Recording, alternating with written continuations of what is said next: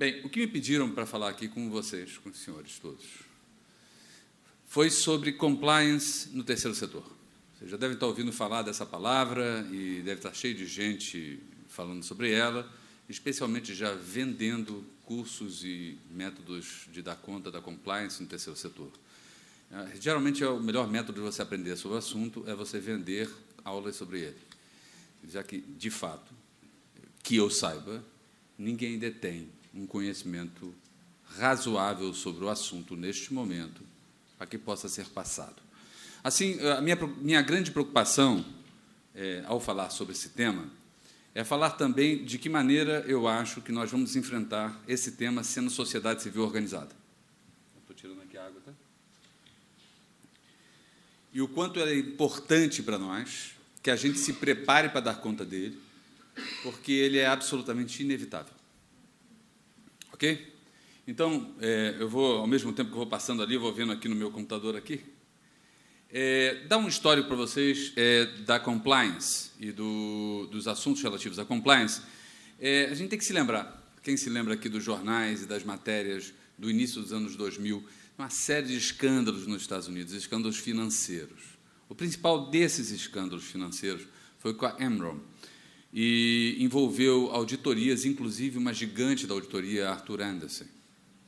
Vocês têm que se lembrar que a gente está falando de instituições, de empresas que têm ações na Bolsa de Valores, mercado aberto, o que significa dizer que cada um de nós poderia comprar e investir nessas ações. Bem, a Enron, tentando, ao cumprir suas obrigações formais, conseguiu esconder formalmente um prejuízo de bilhões de dólares e, ao mesmo tempo, de 25 bilhões de dólares por 2 anos, e, ao mesmo tempo, simular um lucro de milhões de dólares durante esse tempo, com auxílio de sua contabilidade, com auxílio de seus advogados, com auxílio de seus administradores e com auxílio de suas auditorias. Vocês já imaginaram a situação das pessoas que investem nisso para ter suas aposentadorias, pessoas que pegam todo o dinheiro que recebem, ou uma parte do dinheiro que recebem duramente no dia a dia trabalhando, e investem numa ação de Bolsa de Valores, na ação daquela empresa, que é uma empresa que se diz sólida, apresenta papéis sólidos, apresenta informações sólidas, e de uma hora para outra você descobre nos jornais que aquilo é tudo uma mentira, que o negócio desaba na sua frente, e você acabou de perder suas economias, acabou de perder a sua aposentadoria. Vocês acham que é isso? O mercado de valores imobiliários ele é todo regulado, o mercado de ações ele é todo regulado. Mas, mesmo assim, uma enorme empresa, gigantesca empresa, conseguiu dar um cano nos Estados Unidos, histórico, e abalou, mexeu com os Estados Unidos inteiro, não só com ele, naturalmente, junto com o resto do mundo. Essas fraudes contábeis, essas manipulações, essas incompetências de auditoria, que resultaram na crise cujo ápice foi a Enron, acabaram gerando, em 2002, no início dos anos 2000, esses 2 homens que estão aí são 2 senadores dos Estados Unidos, um dos democratas e outro dos republicanos, o senador Sarbanes e o senador Oxley, fizeram, então, uma lei, né, são os redatores oficiais de uma lei extensa nos Estados Unidos, que trata sobre esse tema e que acabou obrigando as empresas a compliance. Em primeiro lugar, nós vamos ver isso aí, vocês vão ver, se vocês começarem a pesquisar, que essa lei geralmente refere-se a essa lei por via de SOX, Sarbanes-Oxley, né? É o nome dos 2 caras. O que ela pretende dar? Em primeiro lugar, se você falar muito rapidamente, eu tive uma preocupação hoje de refazer agora a apresentação, eu pensei que era apresentação para advogados, e tem uma série de organizações aqui, e eu acho que a gente tem que atingir absolutamente todo mundo. Então, me permitam até se eu errar, mas é um esforço de tentar chegar a absolutamente todas as pessoas com as informações que lhes importam, que lhes interessam. Né? Em primeiro lugar, é conceder simetria de informações. É necessário que as informações, isso no mercado é absolutamente fundamental em economia, que se diz, que as informações sejam simétricas, que elas sejam as mesmas, que eu possa ver as informações da empresa A e da empresa B e que elas correspondam aos mesmos dados, de tal maneira que eu possa avaliar que as informações da empresa A são melhores do que as da empresa B no meu interesse, e possa comprar a ação da empresa A e não da empresa B. Em primeiro lugar, as precisavam ser simétricas, e elas estavam assimétricas, ou seja, informações eram prestadas de maneira diferente, a mesma informação, de de maneira que eu não conseguia ter um quadro real do que estava acontecendo. Era necessário estipular normas de transparência, naturalmente. Quer dizer, era preciso abrir essa caixa preta, abrir a porta das empresas, poder mostrar o que estava acontecendo, para que as pessoas ganhassem, de novo, o mínimo de segurança, o mínimo de confiança no mercado. Isso demandou, por consequência, que se estabelecessem normas mínimas de gestão, ou seja, a gestão passou a ser uma gestão que precisava ser aberta, precisava ser transparente, precisava começar a prestar contas de uma certa maneira que não está sendo prestada antes, e que eles chamam de governança, e foi uma revolução na governança nos Estados Unidos. O objetivo deles, naturalmente, era evitar que os investidores tirassem o seu dinheiro dos investimentos, que isso quebraria ainda mais os Estados Unidos, que é um sistema de dominó. Cai a primeira e vai cair no restante, porque todo mundo fica desconfiado, a confiança se vai, isso seria um desastre para o país, um desastre para as empresas, etc. E era, especialmente, obrigar a norma de gestão de riscos.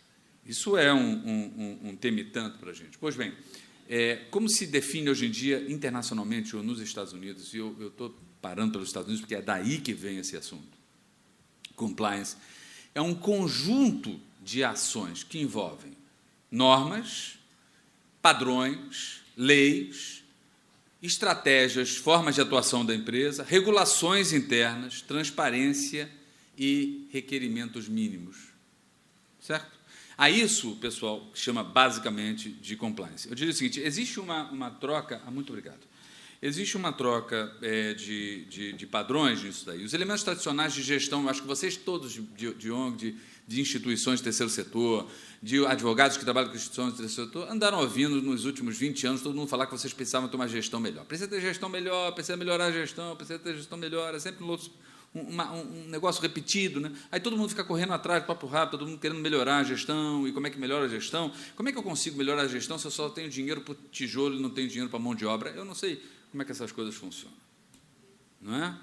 Mas o que acontece é que essa melhora de gestão demandava, por exemplo, transparência, equidade, prestação de contas e responsabilidade corporativa. Tudo isso é demandado hoje em dia por essas leis dos Estados Unidos, essas normas dos Estados Unidos.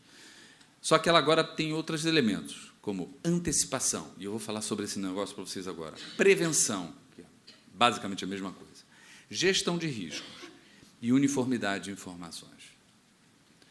O que basicamente está sendo pedido agora, e qual é a diferença do que está sendo pedido agora para o que estava sendo pedido antes? Bem, certamente tem gente aqui que fala inglês, e se tem alguém aqui, e certamente as pessoas falam inglês, já repararam que é to comply, ou compliance. To comply é cumprir. Compliance é, portanto, cumprimento, é ter cumprido, né? Ou, assim, melhor traduzido, eu traduzia por conformidade. Por isso eu coloquei dessa maneira esse negócio. E o problema é exatamente esse. O que significa exatamente ser obrigado à conformidade e a cumprir? Estão dizendo, por acaso, que nós, e do terceiro setor, isso vai... Cada uma das organizações do Brasil vai ser afetada por isso. Acredita em mim. Já está sendo. Que, por acaso, estão dizendo que nós não cumprimos as leis? É isso, assim, leis formais? A gente não tem lei suficiente para cumprir? Esse é o elemento? Não temos lei suficiente? A gente precisa de uma nova lei para dizer que é preciso cumprir a lei. Porque se a gente não tiver uma lei que diga que a gente precisa cumprir a lei, a gente não cumpre a lei? É isso mesmo, doutor? Onde é que para, né? Qual é o limite desse assunto e de que maneira funciona? E, especialmente, como é que isso afeta o Brasil e afeta vossas mercês? Bem, em primeiro lugar, quando você fala de mudar uma regra nos Estados Unidos deste porte, você fala de mudar as regras que obrigam, por exemplo, a participação na Bolsa de Valores de Nova York, que vocês já viram pela sua sigla NYSE, New York Exchange, Stock Exchange. Eu botei ali alguns símbolozinhos para vocês entenderem o que significa esse lance, e peguei o início de uma lista grande de empresas que trabalham e transitam brasileiras na Bolsa de Valores de Nova York. Em ordem alfabética, começa com Ambev, Azul, Banco Bradesco, Banco Santander. Vocês querem que eu continue?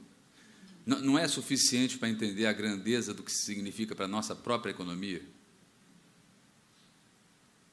É isso? Para cada um de nós aqui.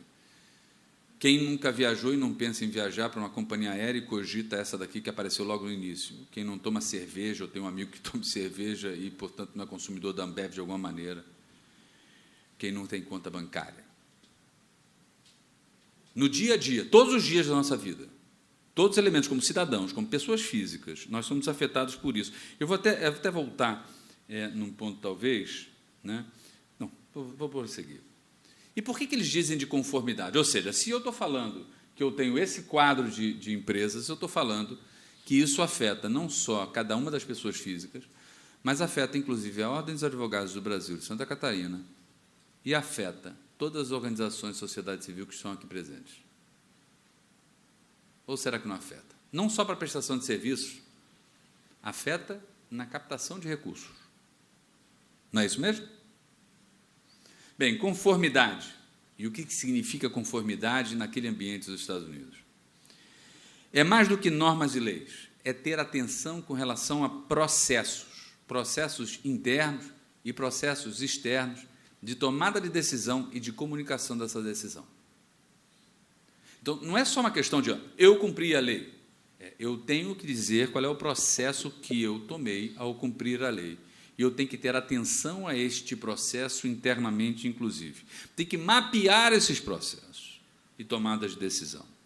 E, para isso, eu preciso refazer e fazer de novo regulamentos internos, criando burocracia interna de cada uma dessas grandes instituições que vocês viram naquela lista das empresas brasileiras que participam, assim como todas as grandes empresas americanas, aliás, todas as empresas americanas. Tem que ter formatos de transparência, e tem que ter um controle interno para os riscos operacionais. E aí começa a complicar ainda mais o elemento que a gente precisa ter, que a gente precisa observar. Eu vou antecipar o grande elemento, talvez, das normas de compliance que vêm dos Estados Unidos e que afetam a nós. É que é necessário, segundo eles, não somente cumprir a lei, é necessário que haja um controle e uma declaração sobre os processos internos para antecipar a possibilidade de descumprimento da lei. É necessário haver regras de prevenção para saber de que maneira a lei pode estar sendo descumprida, mesmo que eu não saiba. Olha só que coisa louca. Quem é que não corre riscos aqui ao administrar alguma coisa? Não faz parte da própria natureza de qualquer ação correr o risco da ação? Pois é exatamente isso que eles estão dizendo. Faz parte da natureza de qualquer ação correr o risco, mas você precisa ter uma política de antecipação dos riscos e dizer quais são os riscos que você tem, para que cada um ande junto de você. Bem, até aí deve ter um monte de gente confusa pensando assim, tá bom, me afeta porque eu tenho conta no Bradesco, mas eu não estou nos Estados Unidos, por que eu tenho que ficar fazendo gestão de riscos antecipada? Né? E aí, vamos ver por que isso significa isso. Bem, em primeiro lugar, né, o resultado dessa conformidade no cenário internacional foi uma série de leis e convenções e normas que começam nos Estados Unidos e vão descendo em cascata pelo restante do mundo. Por exemplo, as normas internacionais contra a lavagem de dinheiro, em grande parte, inclusive, possibilitaram e motivam os processos da Lava Jato no Brasil. São inovações. Elas já existiam antes e são completamente inovadas a partir dessas normas de compliance nos Estados Unidos. Normas internacionais anticorrupção. Modificações, já ouvindo falar de corrupção, parece que existe em outros países. Modificações nas regras de sigilo bancário, o que é aflitismo, é muito aflitivo. Programas internos para detecção de inconformidades, ouvidorias e procedimentos para recepção de denúncias. Então, se vocês forem hoje na Petrobras, em qualquer uma dessas grandes empresas, Ambev, sabe, quem é que recebe denúncia aqui quanto à corrupção da empresa? Vai ter provavelmente pessoas e departamentos lá especializados em fazer esse tipo de coisa. Até aí, vocês falam, que bom. Né? Até aí, tudo bem. Bem, o Brasil acompanhou tudo isso, para quem tem dúvida. Tá? Então, aí uma listinha não exaustiva, não exclusiva, de leis brasileiras, de normas brasileiras que acompanharam isso. A Lei 12.813, que é do conflito de interesse no cargo público. O Decreto 3678, que homologou a Convenção de Combate à Corrupção Internacional. A Lei 12.846, que é a lei anticorrupção, a lei da empresa limpa no Brasil. Como se corrupção não fosse crime no Brasil antes. Né? Precisa de uma lei anticorrupção. Aqui tem. A Lei 9.613, que fala da lavagem de dinheiro, que foi alterada por uma outra lei, 12.683, todos ali, né? Dos anos 2010, 12, 13, como vocês podem ver. A resolução do Banco Central, extremamente importante para o mundo das organizações de sociedade civil, que fala que as instituições financeiras são responsáveis socioambientais por aquilo que emprestam. Que já era uma tendência internacional de responsabilização, por exemplo, do Banco Mundial, quando ele prestava para poder fazer atividades e ações de países que resultavam em danos ambientais, poluição, etc. O Banco Mundial, em grande parte, também financiou a China, por exemplo, que virou uma poluidora gigantesca, e outros lugares desse tipo. E a tese era sempre, não, eu empresto dinheiro, quem faz o dano ao meio ambiente são eles. Assim, você não é responsável por isso, por ter emprestado sabendo o que ia ser feito. Bem, agora, pela Sarbanes-Oxley, não é só uma questão de ter emprestado sabendo o que ia ser feito. Você, ao emprestar, precisa saber o que vai ser feito, porque você precisa antecipar se tem um risco de ilegalidade no meio. E se causar danos ao meio ambiente é uma ilegalidade, aquele que empresta dinheiro tem que saber antes para que o dinheiro vai ser usado. Vejam só a dimensão do quadro, a troca de paradigmas que nós estamos vivendo hoje em dia, né? E daí para frente, uma série de normas incidiram no Brasil. Bem, a gente está aqui agora na OAB Cidadã e falando com uma série de organizações também, com uma série de organizações do terceiro setor. E aí a pergunta que deve estar vindo para vocês, definitivamente, é, embora eu ache tudo isso muito bacana, o que isso afeta realmente as instituições, as organizações de sociedade civil? Quem é aqui organização de sociedade civil? Olha que bacana. Como é que isso afeta vocês? Vocês têm ideia? Bem, em primeiro lugar, vamos ver o seguinte, algumas coisinhas. Eu definiria esse setor como setor da solidariedade. Não é uma palavra solta, e, ao mesmo tempo, como setor da conexão. A gente permite, por exemplo, que interesse público seja efetivado com recursos privados. É como se fosse um filtro que, por onde passa, se transforma em bem público. Não é isso mesmo? Quando a gente atende cada criança na rua, quando a gente distribui cada agasalho, quando nós fazemos e mantemos atividades de saúde, quando a gente educa pessoas, o que a gente está transformando em riqueza e interesse público, aquele tostão que foi dado para nós, né, e que, eventualmente, era privado antes dele.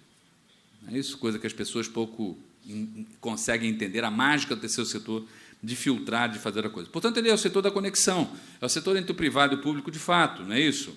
No terceiro setor, se conectam os outros setores em ações de solidariedade, essa é a verdade. E no terceiro setor, ele trabalha no campo antissistêmico. O que o mercado dá conta, o que dá lucro, não precisa de terceiro setor, não precisa de solidariedade. É fácil construir um prédio quando se tem dinheiro. É fácil se fazer uma ponte com tijolos, mesmo que você não tenha dinheiro para pagar a mão de obra. Mas é muito, muito difícil colocar a criança dentro de sala de aula depois que ela sofreu evasão escolar. Nós trabalhamos com aquilo que o sistema joga para fora, aquilo que o sistema despreza. A gente trabalha com os resíduos, com a falta de vontade de reciclagem, com a absoluta histórica falta de compromisso com o próprio, com os próximos, com a alteridade, com a solidariedade. Nós trabalhamos com aquilo que o mercado fez acontecer. Foi o mercado e essa história que criaram crianças de rua, que tiraram as crianças das salas de aula para vender bombom nos sinais. É o mercado e o Estado que fazem não ter hospitais para o nosso povo, terem doenças negligenciadas porque é doença que atinge a pobre. É isso que acontece, nós atuamos do lado de lá. E aí eu gostaria de chamar a atenção dos meus amigos advogados também e falar alguma coisa mais chata, talvez. Mas que eu acho que todo mundo, de alguma maneira, partilha. Historicamente falando, a gente poderia dividir esse país em duas grandes leis. Código Civil para proteger propriedade branco-rico e Código Penal para botar preto e pobre na cadeia. E a verdade é que o direito sempre serviu para preservar o status quo reinante. Ele serve para manter o sistema do jeito que ele é, para manter as crianças nas ruas fora de sala de aula, para manter o lixo sem ser reciclado. Em grande parte, o direito serve exatamente para isso. Para manter o sistema financeiro com todo o recurso, para manter bolsões de pobreza em cada um dos estados brasileiros, e o direito preserva isso em grande parte. Tem uma grande importância essas preservações que o direito faz, o resultado dele sempre é sistêmico de alguma maneira. Mas o problema é que a gente tem dois encontros aí no meio do caminho. E é por isso que vocês devem estar achando estranho um advogado falar sobre isso, e dizer com orgulho que é advogado que foi da ordem, porque a gente tem um outro conjunto de normas nesse país, eu acho que no mundo também, que são aquelas normas de plano de sonhos, como a Constituição Federal. Então, se de um lado a gente tem um Código Civil que preserva a sociedade excludente do jeito que a gente tem, do outro lado a gente tem uma Constituição Federal que promete para nós que a gente poderia estar trilhando um caminho diferente. E guess what? Imaginem vocês, chutem vocês, qual é aquela lei, dentre essas duas, que o Estado brasileiro descumpre? E esse é o problema. Nós atuamos naquilo que não dá lucro, naquilo que não precisa de solidariedade, né? Naquilo que sobrou, aquilo o mercado fez, sobrou o resto que sobrou, esses somos nós. Né? Então, é por isso até que muitos entendem que nós somos o setor que enxuga gelo. E a gente tem dificuldades próprias de nós mesmos, não é isso? Como é que a gente pode atuar como terceiro setor, atuar nessa conexão entre empresas e Estado, se exatamente o ponto onde a gente se encontra e atua é o resultante da ação coordenada entre empresas e Estado? Ou vocês acham, por acaso, que a devastação no Planalto Central do Brasil e naquele bioma maravilhoso que tinha lá não foi nada além da conexão entre Estado e setor privado para explorar economicamente contra os nossos interesses públicos? É ou não é verdade? Claro que podem defender que a gente precisava de desenvolvimento econômico, ótimo, né? Mas a gente também precisa de envolvimento em algum momento, não só de desenvolvimento. E, enfim, como atuar e como é que a gente pode atuar, sendo, em grande parte, por vezes, aqueles que atuam contra a ação do Estado e contra a ação do mercado. O que vocês acham que Médicos Sem Fronteiras faz quando entra num país em guerra, devastado pela guerra e pela pobreza? Vocês acham que ele está completando o Estado? O que vocês acham que faz, por exemplo, as grandes algumas instituições ambientalistas, quando botam botes no meio do mar e ficam cercando os navios que caçam baleia? Eles estão atuando conforme o mercado?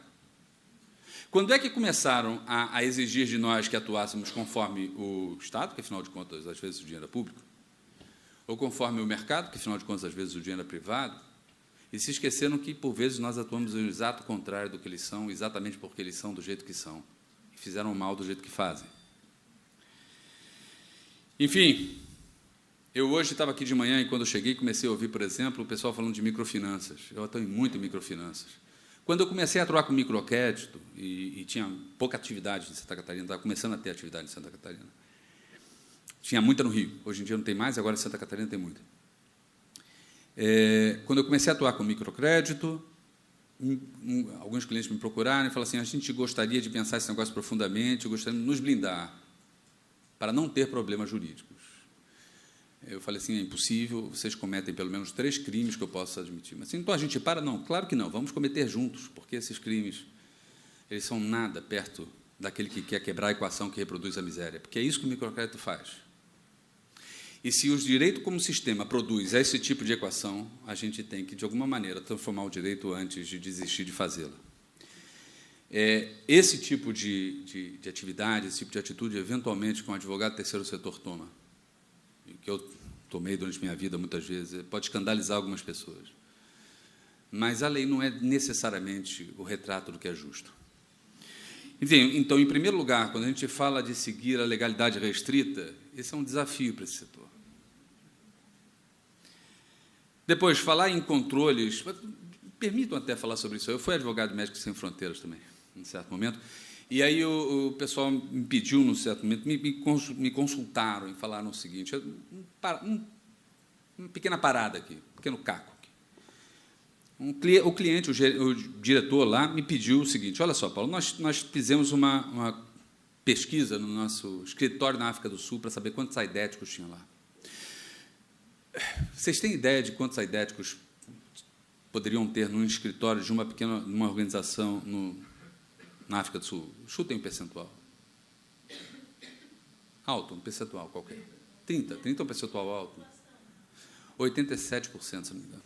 Era um escândalo. A África do Sul estava entrando no mercado internacional e, por isso, ela, como germânica, estava se dobrando aos mais altos rigores das normas de patente internacional, para ser aceita. E, ao mesmo tempo, ela tinha essa vocação. O Brasil estava na contramão disso daí. O Brasil tinha quebrado a patente de remédios. E a Fiocruz fazia o melhor e mais barato coquetel anti-AIDS do mundo. Eles tinham feito um acordo com a Fiocruz para comprar em preços baratíssimos, na verdade, um convênio, quase uma doação. E encheram um container e perguntaram: Paulo, como é que a gente pode levar isso para a África do Sul? Eu estudei, pesquisei, retornei para eles. E agora? Como é que a gente pode? Bem, a África do Sul proíbe esse tipo de coisa e criminaliza a atividade que vocês vão fazer. Assim, e agora o que a gente faz? Agora vocês enchem o container, levem para a África do Sul e, se precisar, eu vou junto. Ser preso com honra. Eles levaram o container. Não ouvi dizer de nenhum remédio negado lá. A África do Sul deve ter se dobrado as evidências. Assim como o Banco Central se dobrou as evidências de microcrédito, num outro elemento que eu posso contar mais tarde, mas, enfim. A legalidade restrita é um desafio para a gente, por vezes. Como é que a gente trabalha em comunidades faveladas se a gente não admite, por exemplo, negociar uma casa que foi de invasão? Ou você está lá, ou você não está lá. Né? Depois, falar em controles para quem é considerado uma externalidade é outro desafio do setor. A gente trabalha com externalidade, a gente trabalha com antissistêmico. Como é que a gente vai controlar a externalidade se o mercado nunca conseguiu controlá-la? Pelo menos esse é o grande argumento pelos que eles dão para não ter nenhuma responsabilidade socioambiental. Então, se eles não conseguem ter responsabilidade, nós vamos ter. Depois, eu quero saber o seguinte: paga-se pelo tijolo, mas não pela mão de obra. Quem é que paga pelo custo do controle aqui para vocês?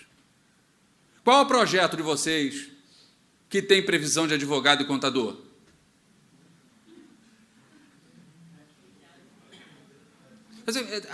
Há uma certa desvergonha nisso. Vocês me perdoem, eu chego a ficar meio... Né? Você consegue prever, e não tem nenhum problema que uma empresa dê lucro e consiga fazer recursos para poder pagar o seu próprio desenvolvimento, mas uma ONG não. De onde é que você quer que ela seja assim tão melhor e faça uma gestão tão melhor do que as empresas não são capazes de fazer, ou tanto quanto as empresas são capazes de fazer? Bem, enfim, consequências disso. As nossas fontes de recursos tendem a ser diversas das nossas atividades, não é isso? Nós conseguimos recursos de uma mão e gastamos com a outra mão. Não é isso que se faz no setor de solidariedade? Porque quando a gente arrecada na mesma mão que a gente entrega, chama-se isso mercado. A partir de 97, no Brasil, a gente passou a viver um modelo de desincentivo às doações. Fernando Henrique Cardoso fez uma reforma tributária. E essa reforma tributária praticamente retirou todo o benefício fiscal de pessoas físicas para o terceiro setor. Como resultado disso, bem, os brasileiros, nós brasileiros, quem doa no Brasil são pessoas físicas, gente. É só vocês verem qualquer igreja. Quem doa no Brasil, historicamente, são pessoas físicas. Mas no momento em que elas foram desincentivadas a doar, tirando os benefícios fiscais, e o Brasil entrou numa grave crise, numa grave recessão, só não maior do que essa que a gente teve agora, a gente entrou numa época de desincentivo às doações. É claro, você não tem mais dinheiro para doar e você não vai poder descontar do imposto que você tem que pagar para aquilo que o Estado deveria ter feito e você está fazendo apesar dele. Não é isso? Então, isso colocou a gente, naturalmente, em dois tipos de recursos óbvios. E viramos terceiro setor, por ser aquele setor não de conexão, mas aquele setor que é garroteado. A gente virou sequestrado entre o setor público e os recursos que a gente podia ter deles. E o setor privado e os recursos que eles compreendiam que podiam dar para a gente. É ou não é verdade? A nossa autonomia foi toda jogada fora pela compreensão de pessoas fortes que não conseguem entender como tratar do resíduo que o sistema deles causa. Né? Isso, por consequência, também leva a uma outra coisa. O setor público e o setor privado, por passarem recursos para nós, e nós vimos aqui agora, corretamente, inclusive falado pela juíza, demandam que vocês atuem com o mesmo padrão de prestação de contas e de gastos que o setor público dá e que o setor privado dá para vocês. Não é isso? Que ele, dentro dele, o setor público presta conta, ele quer que você preste contas igual. E se for o setor privado também. O que significa dizer que, se a gente está falando de norma de compliance, que afeta o terceiro, que afeta as grandes empresas nacionais, porque afeta todas as empresas americanas, desce diretamente em cascata para todos os pequenos fornecedores do Brasil dessas grandes empresas, Petrobras e seus fornecedores, e vai indo, que, ao passar recursos para vocês, vão exigir de vocês que tenham normas de prevenção de riscos socioambientais. Por exemplo, vocês estão preparados para isso? Compreenderam o drama? E como a gente precisa juntar e fazer alguma coisa?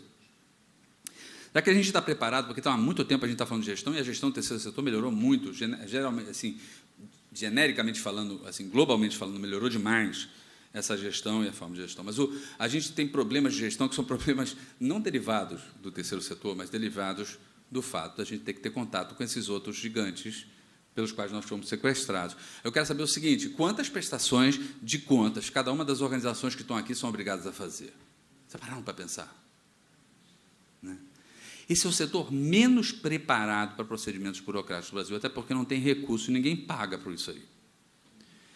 E é o setor que mais presta contas na história do planeta, aqui no Brasil, para patrões diferentes, com demandas diferentes, que falam coisas diferentes, geralmente contraditórias. Depois que você cumpre um, você acabou de descumprir com o outro. E assim vai, numa roda infinita que nunca se fecha. É um negócio meio louco, sabe? E o pior de tudo isso é ter sempre alguém falando como é que se presta contas, porque assim é a lei, já que não tem nenhuma lei que fale como é que se presta contas. Não, é sério.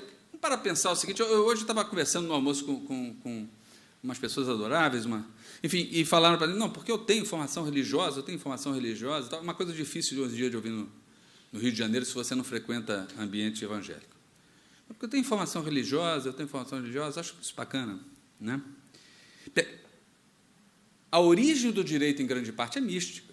Por exemplo, o Monte Sinai. Moisés recebeu diretamente de Deus e desceu de lá com as tábuas da lei, misticamente, e entregou aos homens. E quando ele não queria mais subir, porque aquele negócio cansava, ele montou uma barraca de fumos, sabe-se lá que fumos eram esses, em que ele saía de lá iluminado, né, com as novas regras. Moisés era um grande cara, além de gago, era um grande cara. Ele conseguiu convencer muita gente. E o lance é, pelo menos eu sei qual é a origem dessa norma. Deus entregou na barraca de fumos para Moisés.